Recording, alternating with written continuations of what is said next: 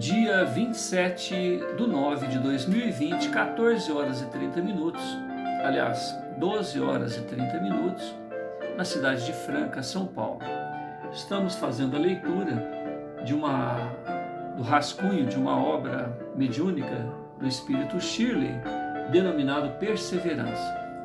Nós vamos ler a partir da página 20, finalzinho da página, sendo que no bloco anterior, ou seja, no bloco 5 e 6, nós estávamos na página 21.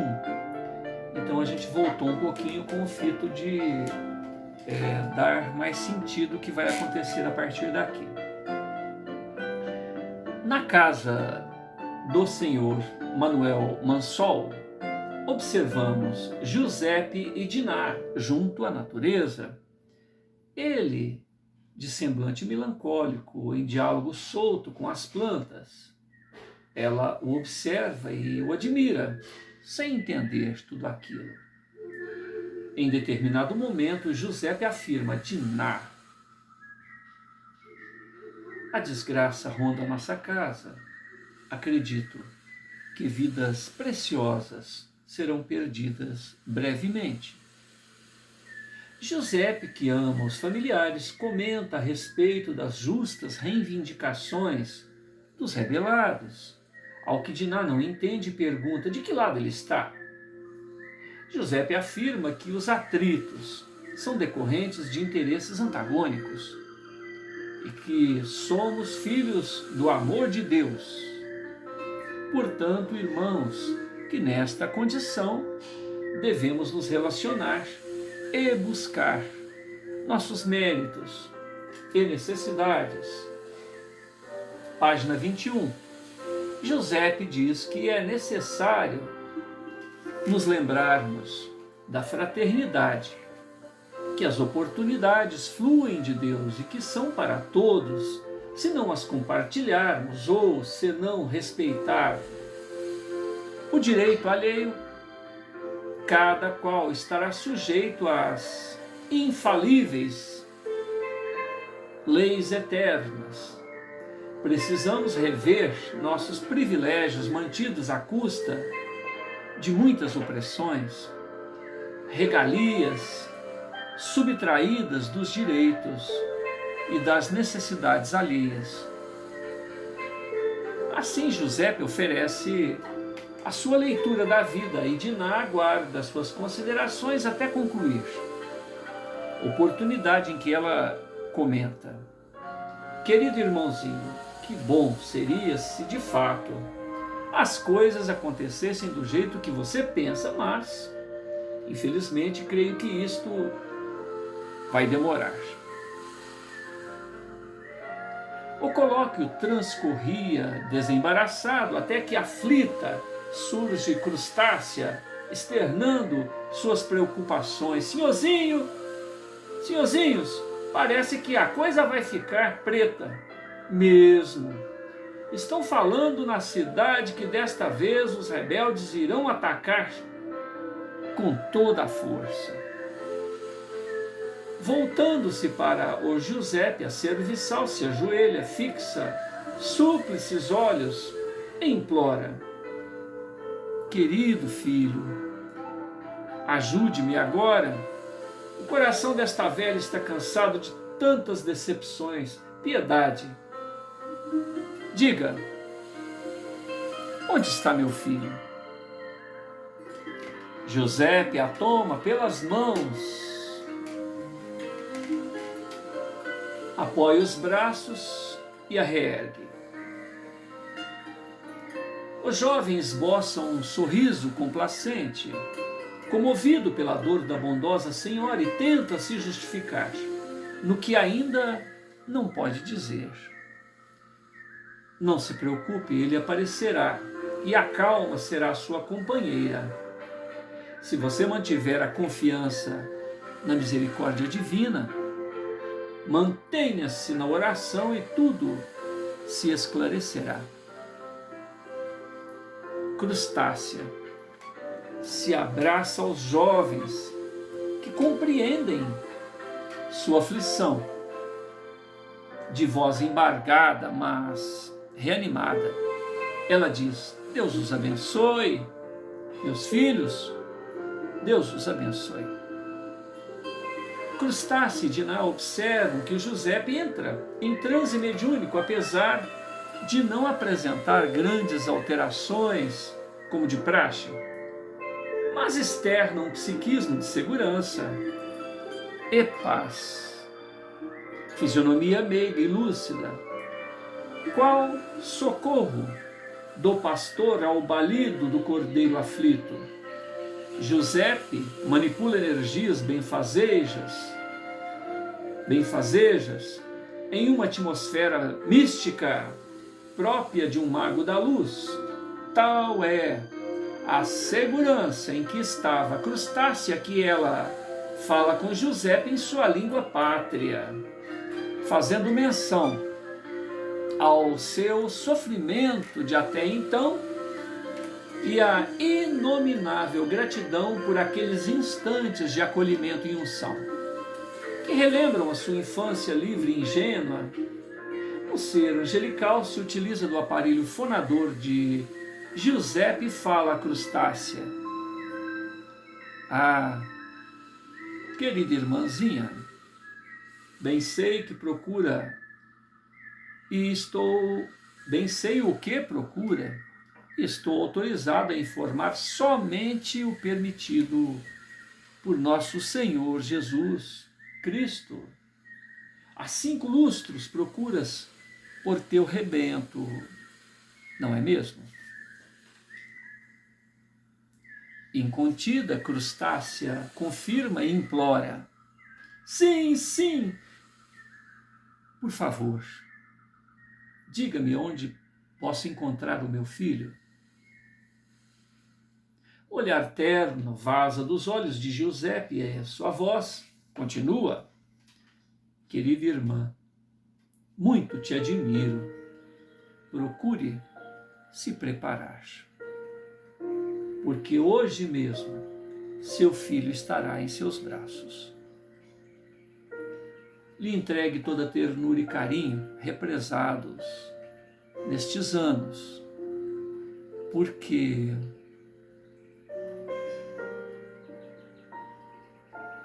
neste momento a voz de Giuseppe se embarga e não conclui.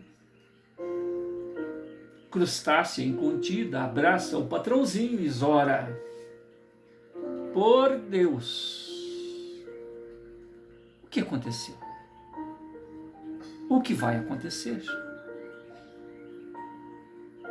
Ao longe, uma algazarra chama a atenção de todos. Interrompe aquela ocasião fraternal, gera apreensão e outros cuidados imediatos. O ocaso desvela merecido descanso ao astro-rei, que, tendo abençoado o chão da terra com seu sorriso iluminado, agora se despede de todos em limpidez rubra, lembrando que a vida deve perseverar, amparada pelas estrelas do zimbório, e o argênteo brilho lunar que auxilia os pirilampos estelares a cultivarem o entusiasmo e dar rumo aos corações humanos. Os corpos celestes lembram que em tudo há um propósito, que nunca estaremos a sós. Todos podem vislumbrá-los. O sol, majestoso e honrado, em seu carro dourado, declinando no horizonte qual herói que desce à sepultura, e de onde se tem a certeza ressurgirá, viril, jubiloso e servil, disciplinando diernamente as oportunidades, os tempos e as mudanças. De outro lado, o argênteo, o magnetismo do satélite lunar, que o substitui e o reverencia pela tarefa executada.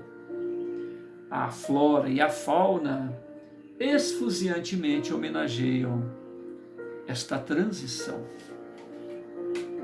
A lua, senhora da noite, é a representação de divindades em várias culturas, é controladora dos fenômenos da natureza, da germinação, da fertilidade feminina, também a inspiração de poetas e o ideal a ser alcançado por visionários e exploradores. Na mitologia maia, o satélite lunar foi chamado de Ixchel, uma velha mulher demoníaca, porém protetora das parturientes, Itz and Can. Itz and Muyal. Ou seja, sou o orvalho do céu, sou o orvalho das nuvens.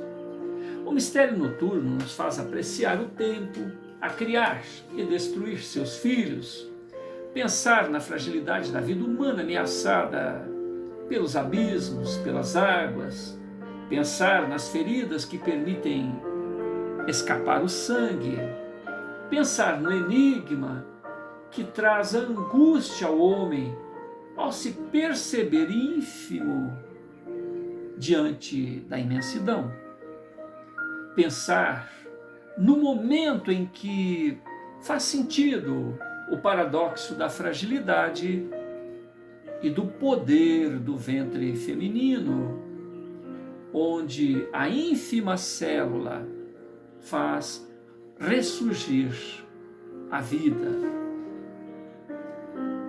Na noite surgem os mistérios e questionamentos exuberantes, onde se aprecia melhor o axioma do espaço, cuja tentativa de definir o pequena, pois se escolhermos qualquer direção e sairmos deste chão rumo às ilhas estelares, sair deste chão rumo às ilhas estelares, por onde passarmos haverá mundos e corpos celestes, suntuosos, tão profusos quanto as plantas semeadas nas pradarias do chão da terra.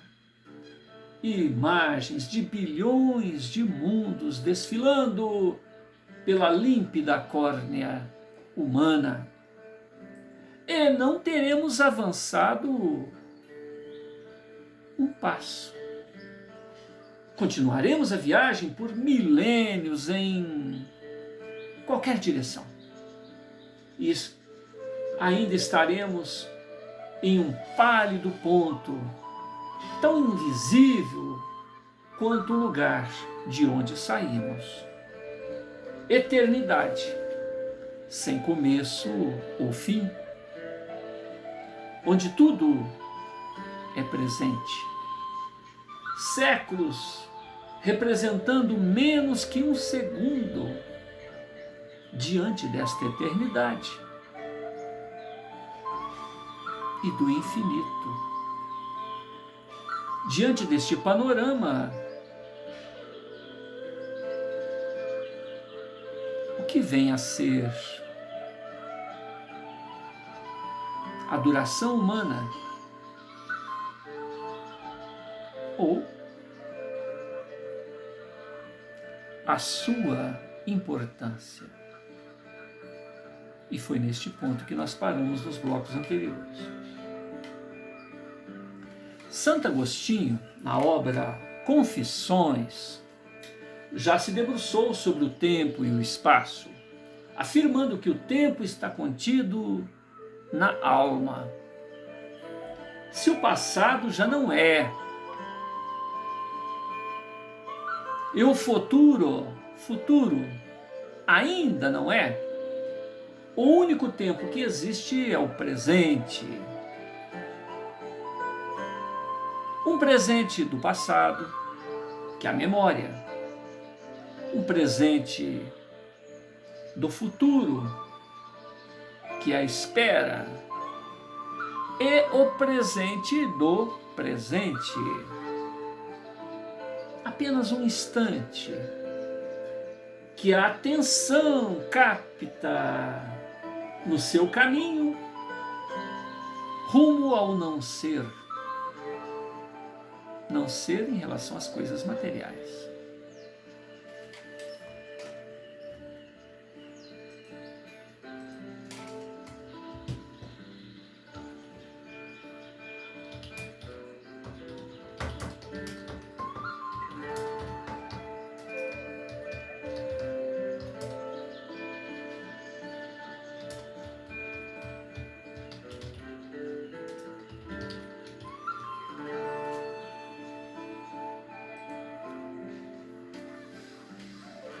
Então, não ser em relação às coisas materiais, em relação à impermanência.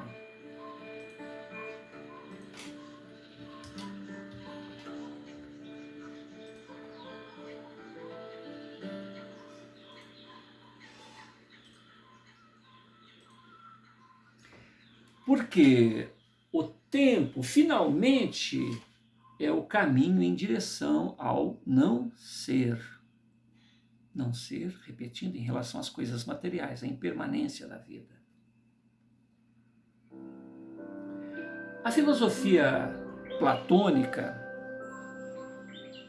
também fala do mundo sensível, quer seja o mundo das coisas perecedoras e o mundo do inteligível reino eterno da verdade imutável. De outro lado, para a lógica rasteira da humanidade, o tempo está contido entre as lágrimas de alegria que acompanham nossa chegada ao berço e as lágrimas de saudades antecipadas e de despedidas quando daqui partimos através da sepultura. São estas as vidas sem maiores enlevos do pensamento, a quem restam aos médiuns de todos os tempos impactarem, esclarecerem e apontarem a direção. Eles são os estagiários, estes a que nos referimos, essa visão berço e túmulo, são os estagiários de visão míope no conhecimento da vida imortal, que é dádiva irrecusável para todos os viventes. O satélite lunar emoldura as belezas do zimbório e as graças do chão terrestre. Ainda ele anuncia as aflições, lamentos e dores naquele tempo e lugar. Ciente desta realidade, Giuseppe fica de voz embargada quando percebe o vozerio e a agitação nas proximidades da casa do senhor Manuel Mansol, o seu pai. Instantes em que surge a mãe dos adolescentes, senhora Felina, que grita: Diná! Giuseppe! Crustácea! Venham logo! Vamos para a Casa Grande. Vocês precisam se proteger. É preciso correr. Senão poderemos ser atingidos. A existência terrestre é o abençoado laboratório das almas, onde, de experiência em experiência, o vivencial ressignifica a vida. Através dos fatos, pessoas e comportamentos. A frouxidão e a acomodação alimentam os convencionalismos,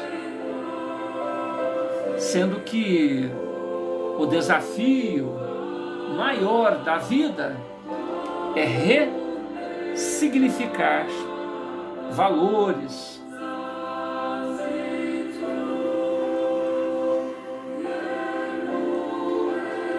a mãe dos adolescentes,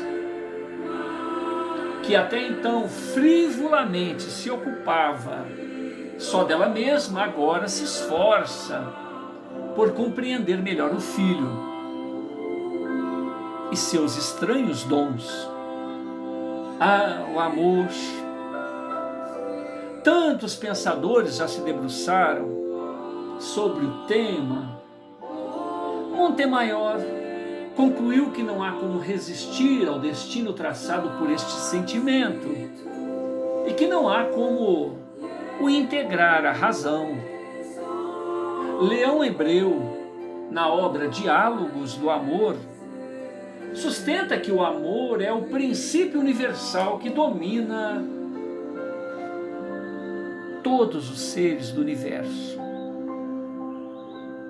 John Watson realizou experiências e comprovou que a criança sente imediatamente amor, cólera e medo a partir de estímulos externos e que com o amadurecimento, com a diminuição destes estímulos ou por condicionamentos, estas reações se tornam mais complexas, fazendo com que um adulto sinta medo onde uma criança sentiria apenas raiva. John Watson ultimou que estes estímulos também podem advir de processos subjetivos e indiretos, como a memória, associação ou introspecção. Reações que tendem a ficar parecidas quando sua intensidade aumenta. Que todas as reações emocionais são acompanhadas de modificações fisiológicas. A cólera acarreta uma aceleração do ritmo cardíaco. O medo pode provocar síndromes agudas de tremor. A perda da fala ou ser dissimulado por uma grande e aparente tranquilidade. Hesíodo, estudioso da mitologia grega, apresenta a figura de Cronos, o qual castrou o próprio genitor, Urano, cujo sangue e esperma, tendo caído ao mar, fez nascer Afrodite, a deusa do amor. Então, o tempo, a cronologia faz nascer o amor.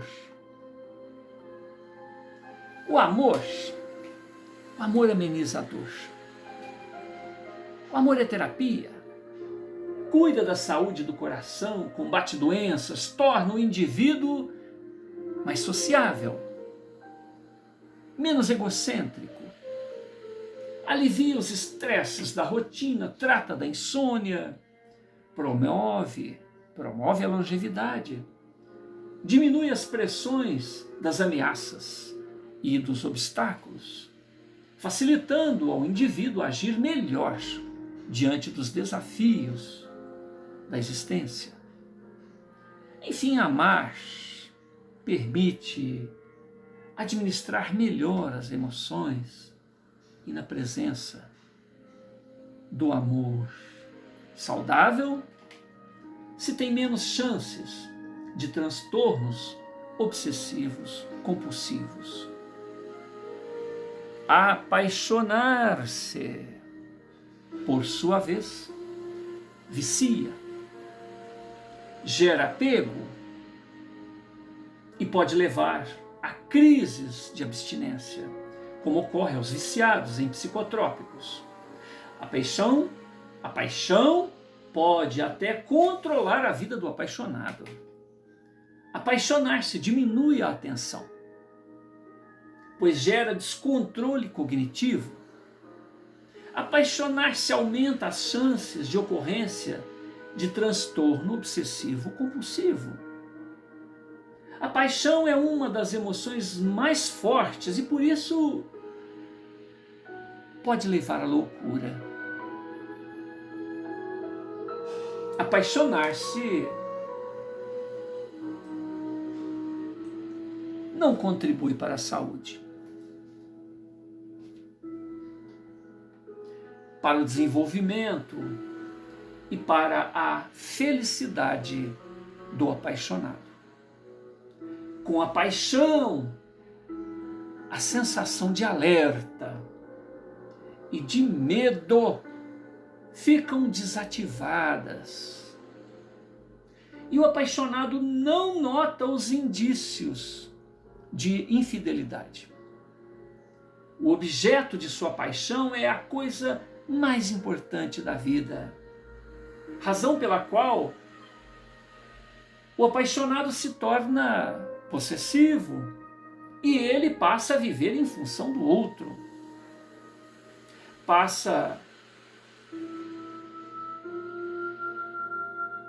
Pensa no outro o tempo todo. E é quase impossível parar de pensar no outro. O cérebro da pessoa traída sofre uma grande descarga hormonal que inclusive pode gerar sensações físicas, dores. Portanto, apaixonar-se é adoecer. Diferentemente do resultado que se obtém no amor saudável, onde se leva a vida com um sorriso ao rosto, se é feliz sem motivo aparente, e onde até o jeito de olhar é diferente. Tudo flui com mais intensidade e de forma mais verdadeira. Tudo em nossas vidas precisa de equilíbrio para ser benéfico. Assim também o é o amor. Precisamos dele para nos manter sociáveis e aliviarmos o estresse da rotina diária. Mas devemos ficar atentos quando ele passa a controlar as nossas vidas e não somente a contribuir para com nossa felicidade, saúde e desenvolvimento. Dona Felina, que até então se ocupava apenas de si, agora parece tentar compreender um pouco melhor o filho. Ela o ama. E quem foi tocado pelos eflúvios deste sentimento não tem como o ignorar. O amor de si, o amor fraternal e, finalmente, o amor ao autor das vidas, onde, uma vez alertados e gratos, lhe daremos a exaltar a obra divina e o seu autor. Passaremos a compor hinos e artes em reconhecimento e gratidão, compreendendo esta bênção a favor dos filhos do existir. Giuseppe corresponde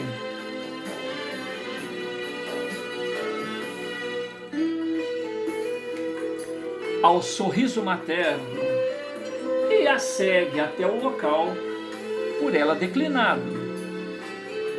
Diná e Crustácia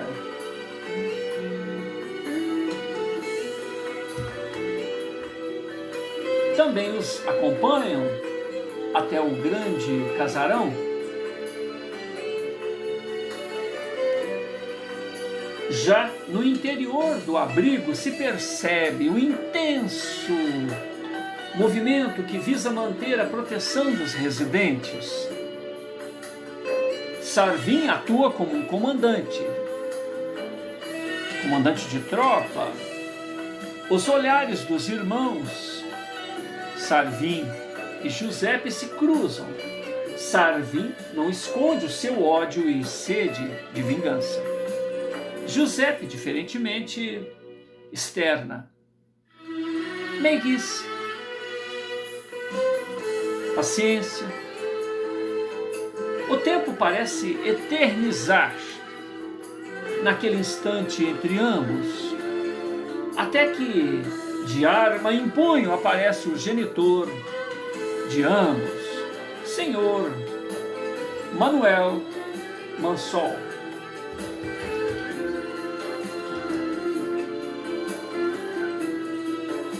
Que mantém atitude e olhar pouco convidativo.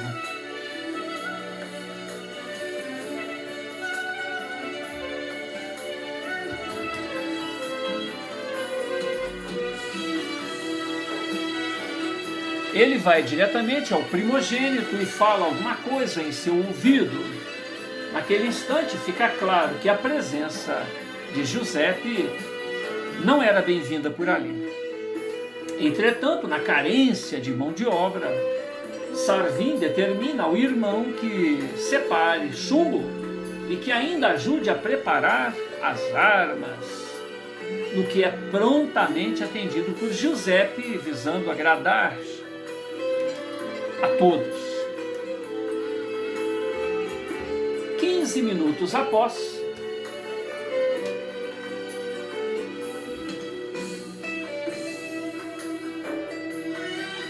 15 minutos após, surgem os primeiros sinais de transe mediúnico em Giuseppe, onde a princípio se altera as suas fáscias, depois a cor de sua epiderme. Giuseppe cambaleia e cai ao solo. O senhor Manuel Mansol e Sarvin se irritam e deixam claro este sentimento. Dinah e sua mãe, Dona Felina, dispensam atenção e cuidados ao rapaz, que se expressa por gemidos e soluços, mesclados ao cansaço e a preocupação. Por fim, o organismo dele se estabiliza e de seu aparelho fonador vêm as seguintes palavras: